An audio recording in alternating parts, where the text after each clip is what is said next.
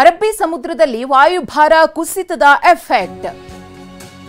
ಅರಬ್ಬಿ ಸಮುದ್ರದಲ್ಲಿ ವಾಯುಭಾರ ಕುಸಿತದ ಎಫೆಕ್ಟ್ನಿಂದ ಉಡುಪಿಯ ಗುಜ್ಜರಬೆಟ್ಟು ತೀರದಲ್ಲಿ ಅಲೆಗಳ ಅಬ್ಬರ ಜೋರಾಗಿದೆ. ಭಾರೀ ಗಾತ್ರದ ಅಲೆಗಳ ಹೊಡೆತಕ್ಕೆ ತೆಂಗಿನ ಮರಗಳು ಸಮುದ್ರದ ಪಾಲಾಗಿವೆ. ಮನೆಗಳಿಗೂ ಹಾನಿಯಾಗುವ ಆತಂಕ ಅಲ್ಲಿನ ನಿವಾಸಿಗಳನ್ನ ಆವರಿಸಿದೆ. ಹಾಗೆಯೇ ಮೀನುಗಾರಿಕೆಗೆ ಮೀನುಗಾರರು ಸಮುದ್ರಕ್ಕೆ ಇಳಿಬಾರದು ಅಂತ ಹೇಳಿ ಎಚ್ಚರಿಕೆಯನ್ನ ಕೊಡಲಾಗಿದೆ. ಅರಬ್ಬಿ ಸಮುದ್ರದಲ್ಲಿ ವಾಯುಭಾರ ಕುಸಿತದಿಂದಾಗಿ ಸಾಕಷ್ಟು ಅವಾಂತರ ಸೃಷ್ಟಿಯಾಗ್ತಾ ಇದೆ. ಒಂದು ಕಡೆ ಮಳೆ ಆಗ್ತಾ ಇದೆ, ಹಾಗೆಯೇ ಸಮುದ್ರದ ಅಲೆಗಳ ಅಬ್ಬರ ಕೂಡ ಜೋರಾಗ್ತಾ ಇದೆ.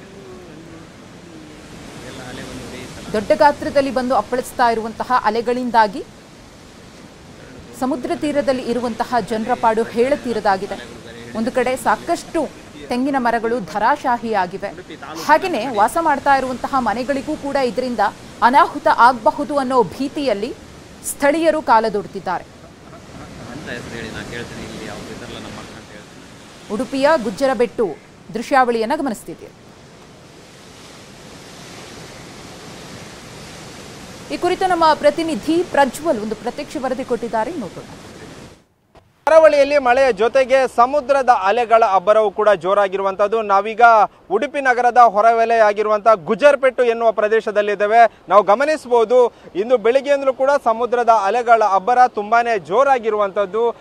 ಯಾಕಂದ್ರೆ ಸಮುದ್ರ ಮಧ್ಯಭಾಗದಲ್ಲಿ ಉಂಟಾಗಿರುವಂತಹ ಹವಾಮಾನ ವೈಪರೀತ್ಯದಿಂದಾಗಿ ಈ ರೀತಿ ಅಂದ್ರೆ ರಕ್ಕಸ ಗಾತ್ರದ ಅಲೆಗಳು ಬಂದು ದಡಕ್ಕೆ ಅಪ್ಪಳಿಸುತ್ತಿರುವಂತದ್ದು. ಅದರಲ್ಲೂ ಪ್ರಮುಖವಾಗಿ ಉಡುಪಿ ನಗರದ ಹೊರವಲಯ ಆಗಿರುವಂತಹ ಅಂದ್ರೆ ಮಲ್ಪೆ ಸಮೀಪದ ಗುಜ್ಜರಬೆಟ್ಟು ಪ್ರದೇಶ ಏನಿದೆ, ಅಲ್ಲಿ ಈಗ ಸಮುದ್ರ ಒಂದು ಕಡಲ್ ಕೊರೆತ ತುಂಬಾನೇ ಜೋರಾಗಿರುವಂತದ್ದು ನಾವು ಗಮನಿಸಬಹುದು. ಈ ಭಾಗದ ಜನರೆಲ್ಲರೂ ಬಂದು ಇಲ್ಲಿ ಗಮನಿಸುತ್ತಿರುವಂತಹ ಚಿತ್ರಣವನ್ನು ಕೂಡ ಗಮನಿಸಬಹುದು. ಯಾಕಂದ್ರೆ ಬೆಳಿಗ್ಗೆ ತನಕ ಈ ಒಂದು ಭಾಗದಲ್ಲಿ ಈ ಒಂದು ಅಂದ್ರೆ ಸಮುದ್ರದ ಪಾತ್ರದಲ್ಲಿ ತೆಂಗಿನ ಮರಗಳಿತ್ತು, ಆದರೆ ರಕ್ಕಸ ಗಾತ್ರದ ಅಲೆಗಳು ಅಪ್ಪಳಿಸಿದ್ರಿಂದ ಈಗ ತೆಂಗಿನ ಮರಗಳೆಲ್ಲವೂ ಕೂಡ ಸಮುದ್ರ ಅಂದ್ರೆ ಧರಾಶಾಹಿಯಾಗಿರುವಂತಹ ಚಿತ್ರಣವನ್ನು ಕೂಡ ಗಮನಿಸಬಹುದು.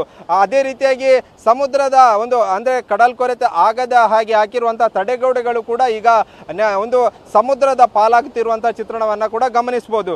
ಕಳೆದ ಸಾಕಷ್ಟು ವರ್ಷಗಳಿಂದಲೂ ಕೂಡ ಈ ಒಂದು ಕಡಲ್ ಕೊರೆತ ಈ ಭಾಗದಲ್ಲಿ ಇರುವಂತದ್ದು. ಅದಕ್ಕೆ ಸಂಬಂಧಿಸಿದಂತೆ ಇಲ್ಲಿಯವರೆಗೂ ಕೂಡ ಶಾಶ್ವತ ಪರಿಹಾರ ಕಂಡುಕೊಳ್ಳದಿರುವುದೇ ಈ ಒಂದು ಕಡಲ್ ಕೊರೆತೆಗೆ ಸಮಸ್ಯೆ ಅಂತ ಇಲ್ಲಿಯ ಜನರು ಕೂಡ ಹೇಳ್ತಿರುವಂಥದ್ದು. ಇನ್ನೂ ಕೂಡ 4 ದಿನ ಈ ಭಾಗದ ಅಂದರೆ ಕರಾವಳಿ ಭಾಗ ಸೇರಿದಂತೆ ಮಲೆನಾಡು ಪ್ರದೇಶಗಳಲ್ಲಿ ಕೂಡ ಧಾರಾಕಾರ ಮಳೆಯಾಗುವ ಸಾಧ್ಯತೆ ಇದೆ. ಆ ಹಿನ್ನೆಲೆಯಲ್ಲಿ ಸಮುದ್ರ ಪಾತ್ರದ ಜನರಾಗಿರ್ಬೋದು, ಅದೇ ರೀತಿ ನದಿ ಪಾತ್ರದ ಜನರು ಕೂಡ ಎಚ್ಚರಿಕೆಯಿಂದ ಇರಲು ಸೂಚನೆಗಳನ್ನು ಕೊಟ್ಟಿರುವಂಥದ್ದು. ಅದೇ ರೀತಿಯಾಗಿ ರಕ್ಕಸ ಗಾತ್ರದ ಅಲೆಗಳ ಅಬ್ಬರ ಜೋರಾಗಿರುವುದರಿಂದ ಮೀನುಗಾರರು ಕೂಡ ಸಮುದ್ರಕ್ಕೆ ಇಳಿಯದಂತೆ ಎಚ್ಚರಿಕೆ ಕೊಡುವಂಥ ಕೆಲಸವನ್ನು ಕೂಡ ಜಿಲ್ಲಾಡಳಿತ ಮತ್ತು ಹವಾಮಾನ ಇಲಾಖೆ ಮಾಡಿರುವಂಥದ್ದು. ಅದೇ ರೀತಿಯಾಗಿ ಸಮುದ್ರ ಪಾತ್ರದಲ್ಲಿರುವಂತಹ ಜನರು ಕೂಡ ಎಚ್ಚರಿಕೆಯಿಂದ ಇರಲು ಸೂಚನೆಯನ್ನ ಕೊಡುವಂತ ಕೆಲಸವನ್ನು ಕೂಡ ಜಿಲ್ಲಾಡಳಿತ ಮಾಡಿರುವಂಥದ್ದು. ಕ್ಯಾಮರಾಮನ್ ರಾಮ್ ಜೊತೆ ಪ್ರಜ್ವಲ್ ಅಮೀನ್, TV9 ಉಡುಪಿ.